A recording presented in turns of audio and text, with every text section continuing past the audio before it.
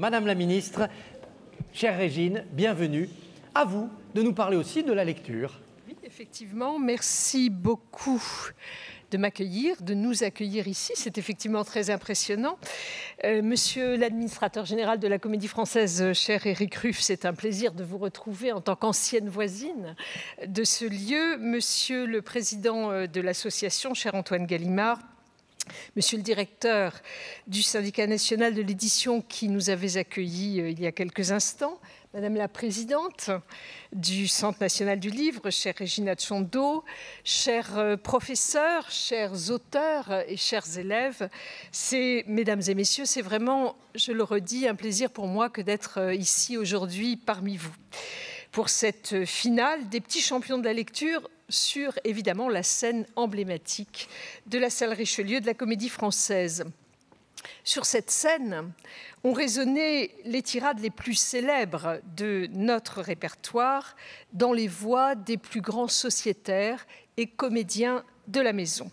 Et cet après-midi, ce sont de nouvelles voix que nous avons entendues, que nous sommes venus écouter et applaudir, celles des 14 finalistes régionaux des petits champions de la lecture.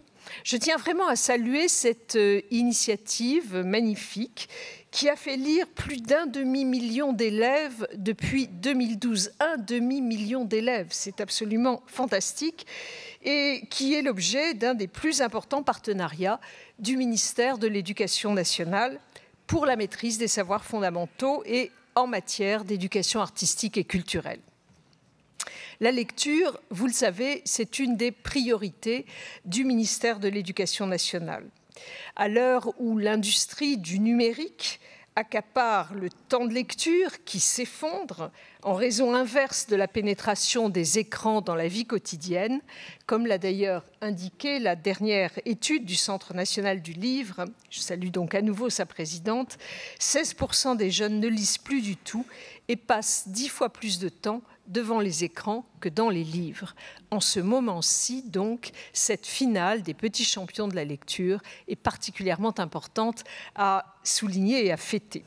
C'est la raison pour laquelle mon ministère a encouragé cette compétence première depuis 2017 et que plus récemment, nous avons, mais c'est un autre sujet, commencé à réfléchir à une pause numérique qui nous semble absolument indispensable comme corollaire à la promotion de la lecture, à une pause numérique à l'école et au collège. À cet égard, ce concours vient répondre à un enjeu de société, un enjeu qui est existentiel pour notre société contemporaine. La lecture à voix haute, au centre de ce concours, est une compétence qui est désormais inscrite dans les programmes de l'école élémentaire depuis les années 90. Offerte par l'enseignant aux élèves de l'école maternelle, progressivement autonome et de plus en plus longue au cycle 2 et 3, elle est aujourd'hui un levier indispensable de l'apprentissage de la lecture et la majorité des enseignants peuvent en témoigner, comme nous l'avons vu tout à l'heure dans l'extraordinaire reportage que nous avons pu visionner.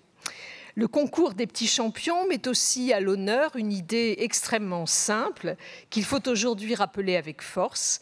La lecture n'est pas qu'une compétence scolaire. La lecture est d'abord un plaisir.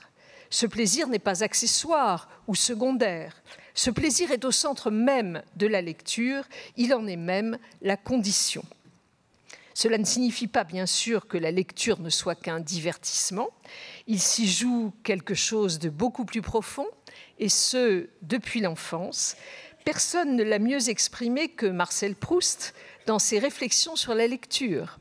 Il écrivait, je le cite, « Il n'y a peut-être pas de jour de notre enfance que nous ayons si pleinement vécu que ceux que nous avons passés avec un livre préféré. » Cette phrase, elle peut sembler paradoxale, tant certains ont le préjugé tenace que la littérature n'est au fond qu'une douce illusion et qu'il faut, chaque fois qu'il est possible, la lester d'un peu de réalité. D'aucuns la considèrent parfois même comme quelque chose d'ennuyeux, d'abstrait, de déconnecté de la vraie vie. Et pourtant, nous le savons, nous en sommes absolument certains, et ce qu'écrit Proust nous invite à inverser et à renverser ce préjugé, c'est dans la lecture que la vie commence. Loin d'être une évasion hors de la vie, elle peut être au contraire un moyen privilégié de la vivre pleinement et surtout pendant la période de l'enfance. Car le monde ne fournit pas les clés pour lire, c'est le livre qui ouvre le monde à notre compréhension et à notre action. Je veux simplement conclure en vous redisant le plaisir d'être avec vous cet après-midi pour écouter nos finalistes et célébrer tous ensemble les pouvoirs de la lecture. Je ne serai pas plus longue car, comme disait Arnolphe à Agnès dans une pièce de Molière qui a été beaucoup jouée sur ces planches, mais pour l'heure présente, il ne faut rien que lire. Je vous remercie.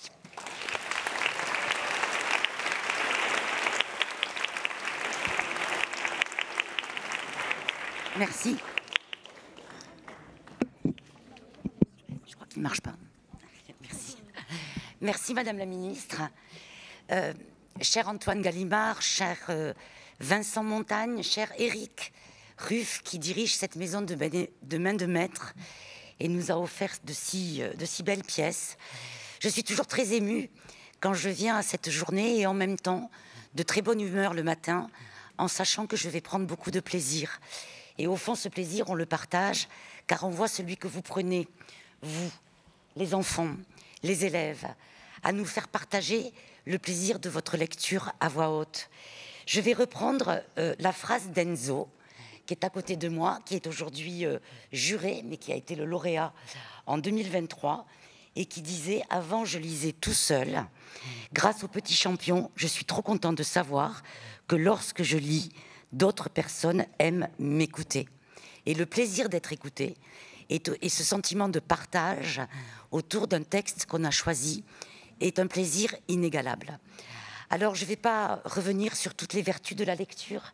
Vous en avez si bien parlé, tous, avant moi. Mais peut-être redire à quel point, effectivement, les écrans grignotent ce temps précieux qui permet aux enfants, mais aussi aux adultes, de réfléchir, de s'ouvrir, de se construire, d'imaginer un autre monde, de développer l'altérité. Et c'est ce que nous promet le plaisir de la lecture. Alors vraiment, les enfants, comme ici, vous êtes convaincus du plaisir que vous avez pris dans votre classe, avec votre enseignant, à travailler sur un texte tous ensemble et à apporter votre concours et votre soutien aux camarades choisis. Restez en présence des livres dans votre chambre et rêvez en vous endormant le soir.